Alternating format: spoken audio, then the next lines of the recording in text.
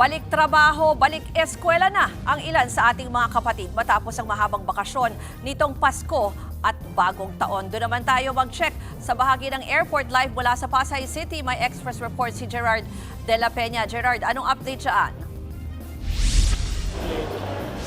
Ruth, parami na nga yung mga kapatid nating dumadating mula sa mga probinsya at iba't ibang bansa pabalik dito sa Metro Manila. At gayon din, marami rin yung mga OFW na tapos na yung bakasyon dito sa Pilipinas at pabalik na sa ibang bansa. Wala man tayo nakikita mahabang pila katulad nung bago magpasko, pero ayon sa datos ng Manila International Airport Authority ay kahapon pumalo sa mahigit 142,000 ang bilang ng mga pasahero rito. Mas mataas yan ng mahigit 4% kumpara sa halos 134,000 na naitala sa kaparehong araw noong nakaraang taon. Sa bilang na ito, Ruth, mahigit 73,000 ang international passengers habang 69,000 naman ang sa domestic.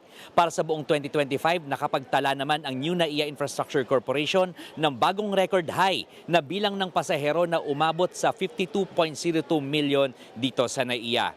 Ruth, sa weekend pa talaga inaasahan ng mga otoridad yung bugso o yung dami ng tao dito sa terminal dahil may weekend pa, marami yung ngayong weekend pa lang uuwi. Pero ang sabi naman ng Department of Transportation na ihahanda na nito at tututukan na nito yung mga taxi at mga TNVS sa paligid ng mga terminal, mapa-terminal ng bus, pantalan o dito sa airport para siguradong may masasakyan yung mga kapatid nating papunta dito sa airport o yung dumadating mula dito sa airport papunta sa kanilang mga destinasyon. Ruth.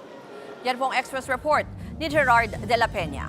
Mga kapatid, Ruth Cabalco, para sa mabilis na pasada ng mga balitang dapat niyong malaman, mag-follow at mag-subscribe sa social media pages ng News 5.